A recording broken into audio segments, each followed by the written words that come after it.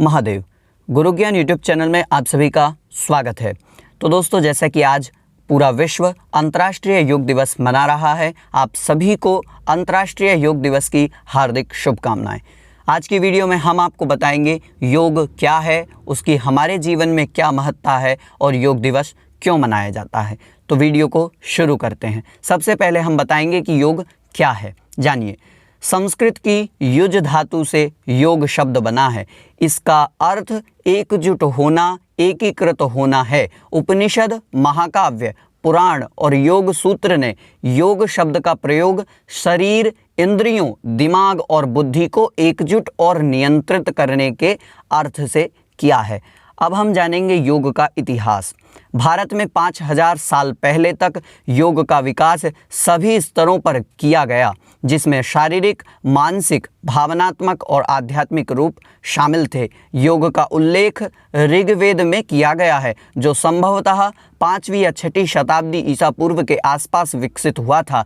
भारतीय प्राचीन ग्रंथों भागवत गीता, उपनिषद, योग वशिष्ठ, हठ योग, प्रदीपिका, गेरांडा संहिता, शिव संहिता, पुराण आदि में भी इसका उल्लेख किया गया है। पतंजलि को योग का पिता भी माना जाता है, क्योंकि उन्होंने योग सूत्रों के माध्यम से इसे और अधिक सुलभ बनाया था। योग के विभिन्न अंग भी हैं। पतंजलि ने योग के 19 सूत्रों को एक संक्षिप्त रूप में संकलित किया। योग के विभिन्न अंग हैं, जिस प्रकार आपको हम बता रहे हैं: यम, नियम, आसन, प्राणायाम, प्रत्याहार, धारणा, ध्यान, समाधि। अब हम जानेंगे कि यम का मतलब क्या है। यम का मतलब सामाजिक आचरण है, नियम का मतलब व्यक्तिगत आचरण है, आसन का मतलब भौतिक मुद्रा है और प्राणायाम, प्रत्याहार, धारणा का मतलब एकाग्रता है और ध्यान का मतलब समाधि है। अब हम जानेंगे यम और नियम को विस्तार से। ये शुरुआती नैतिकता, सिद्धांत और जीवन मूल्य है, जो कि हमारे व्यक्तिगत सामाजिक आचरण से संबंधित है। अब हम जानेंगे आसन को। आसन शब्द का अर्थ है एक विशेष मुद्रा में योग करने से है, जो योगी के लिए आरामदायक हो और जिसे लंबे समय तक कर सके। आसन शारीरिक और मानसिक दोनों स्तरों पर स्थिरता और शांति देते हैं, उसे आसन कहते हैं। अब प्राणायाम पर आते हैं, तो प्रत्याहार का अर्थ है अथवा प्राणायाम का अर्थ है सांस लेने और छोड़ने की क्रिया होती है, जिसमें सांस को नियंत्रण करना शामिल होता है, उसको प्राणायाम कहते हैं। अब प्रत्याहार का अर्थ है मन को नियंत्रित करके इंद्रियों का ध्यान हटाना। अंगों के सुख से प्रतिहार में आत्म जागरूकता पर जोर दिया जाता है। धारणा का अर्थ है चित्त को किसी एक विचार में बांध लेने की क्रिया को धारणा कहते हैं। ध्यान एक अभ्यास है जो शरीर की एकाग्रता में मदद करता है। ध्यान में एकाग्रता लंबे समय एक ही वस्तु पर केंद्रित रहती है, जैसे नाक की नोक, भौहों के बीच की जगह आदि। यह भलाई की भावना विकसित करता है और स्मृति को, निर्णय को बेहतर बनाता है। समाधि को जानेंगे। ध्यान की उच्च अवस्था को समाधि कहा जाता है, जब साधक ध्यान से इतना डूब जाता है कि उसे खुद और दुनिया की सुध भी नहीं रहती। ऐसी अवस्था में उसको समाधि कहते हैं। अब मुद्रा को हम जानेंगे। मुद्रा कुछ विशेष प्रकार की योगिक क्रिया है, जिसमें शरीर के आंतरिक अंगों को ध्यान द्वारा नियंत्रण किया जाता है। अब हम जानेंगे योग के प्रकार। योग के 6 पारंपरिक प्रकार हैं, जिसमें हठ, राज, कर्म, भक्ति, ज्ञान, तंत्र आदि शामिल हैं। प्रत्येक शैली का अपना मूल्य और विशेषता है।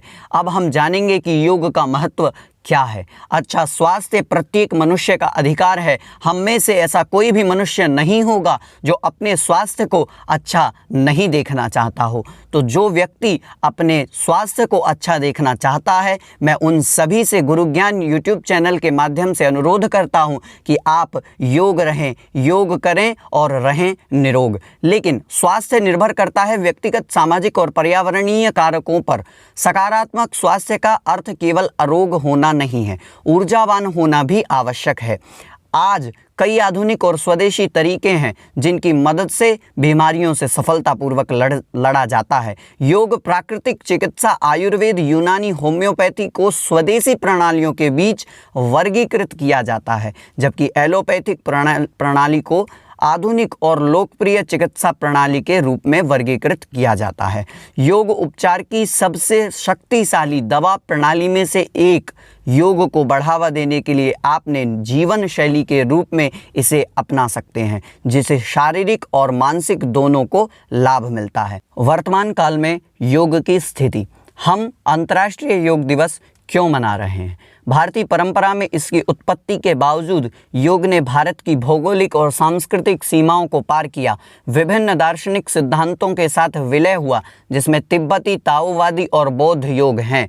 11 दिसंबर 2014 को संयुक्त राष्ट्र महासभा ने 190 सदस्यों के साथ 21 जून को अंतर्राष्ट्रीय योग दिवस की मंजूरी दी। आज लाखों लोग योग का उपयोग फिटनेस, तनाव से राहत, कल्याण, जीवन शक्ति, मानसिक उपचार, मन की शांति और आध्यात्मिक विकास करने के लिए कर रहे हैं। वयस्कों से लेकर बच्चों तक कोई भी योग का अभ्यास कर सकता है।